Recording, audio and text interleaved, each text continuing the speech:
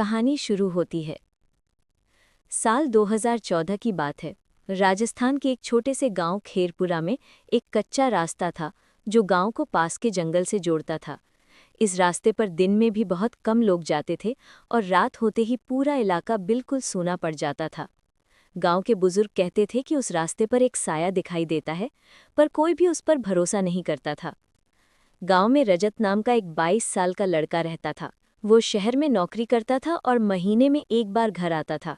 एक बार दिवाली पर घर लौटते समय उसकी बस देर से पहुंची। बस ड्राइवर ने उसे सड़क पर उतार दिया और कहा, आगे का रास्ता तुम्हें पैदल जाना पड़ेगा, रात हो चुकी है, जल्दी निकल जाना। रजत ने मोबाइल की टॉर्च ऑन की और कच्चे रास्ते पर चला पड़ा। जंगल की हवा और पहला संकेत। रात लगभग 10 बज रहे थे। चारों तरफ सन्नाटा था, सिर्फ हवा की सीटी जैसी आवाजें। कुछ आगे बढ़ते ही रजत को ऐसा लगा मानो पीछे से सूखे पत्तों पर चलने की आवाज आ रही हो। उसने मुड़कर देखा, कोई नहीं था। शायद मेरी ही आहट है, उसने खुद को समझाया। लेकिन कुछ कदम बाद वही आवाज फिर आई। चर चर। रजत तेज चलने लगा। पेड़ के नीचे बैठी औरत।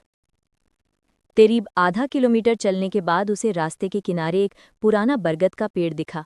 अचानक उसकी टॉर्च की रोशनी एक सफ़ेद साड़ी पहनी औरत पर पड़ी। वो पेड़ के नीचे चुपचाप बैठी थी, उसके बाल जमीन तक फैले हुए थे। रजत डर गया। उसने कहा, माताजी, आप यहाँ रात में अकेली क्यों बैठी हैं? औरत ने बहुत धीमी आवाज में कहा, रास्ता भूल गई हूँ बेटा, घर छोड़ आओगे? रजत मन ही मन घबरा गया, पर इंसानियत के नाते वो हाँ कह ही गया। औरत धीरे धीरे उसके पीछे चलने लगी। रजत चलते हुए लगातार पीछे देखता रहा। उसने देखा वो औरत चल नहीं रही थी, बल्कि थोड़ा सा ऊपर हवा में तैर रही थी। उसके पैर जमीन से 2-3 इंच ऊपर थे। रजत का खून जम गया।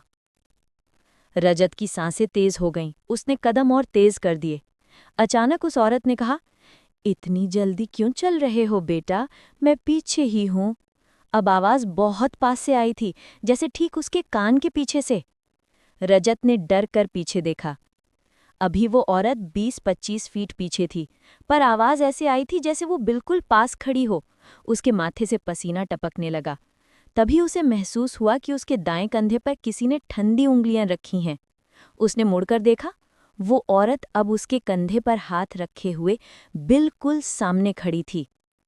उसका चेहरा आधा सड़ चुका, आंखें गहरी काली और उसकी मुस्कान कान तक फटी हुई। और वो बोली, क्या हुआ बेटा, डर गए? रजत चीख भी नहीं पाया। दौड़, जंगल और पीछा। रजत पूरी ताकत से दौड़ पड़ा। उसकी टॉर्च हाथ से गिर चुकी थी। अंधेरा इतना घना था कि हाथ आगे रखने पर भी कुछ नहीं दिखता था।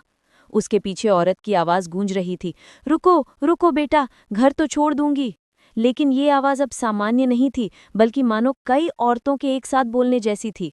रजत दौड़ता गया। पेड़, झाड़ियां, कांटे, उसकी टी-शर्ट फट गई, हाथ कट गए, पर वो रुका नहीं।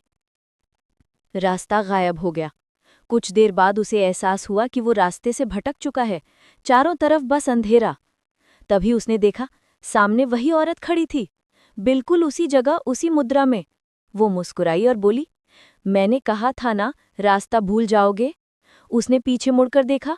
औरत पीछे भी खड़ी थी, बाएं भी और दाएं भी।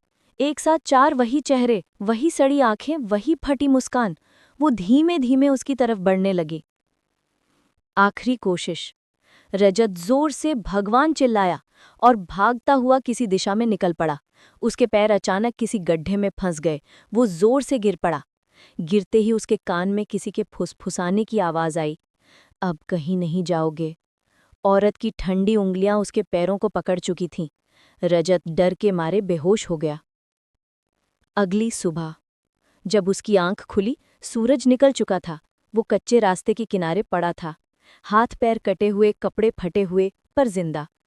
कुछ गांव वाले सुबह गाय लेने निकले थे और उन्होंने रजत को पड़ा देखा। उन्होंने पूछा, यहाँ क्या कर रहे थे, ये हालत कैसी हुई? रजत बस इतना ही बोल पाया, वो औरत बरगद के नीचे वाली। गांव वाले चुप हो गए। एक बुजुर्ग बोले, बेटा, उस रास्ते पर 20 साल पहले एक औरत की लाश मिली थी। तब से रात में वहां कोई नहीं जाता। रजत उस दिन के बाद कभी रात में उस रास्ते पर नहीं गया और उसने आज तक दोबारा उस जंगल की तरफ देखा भी नहीं।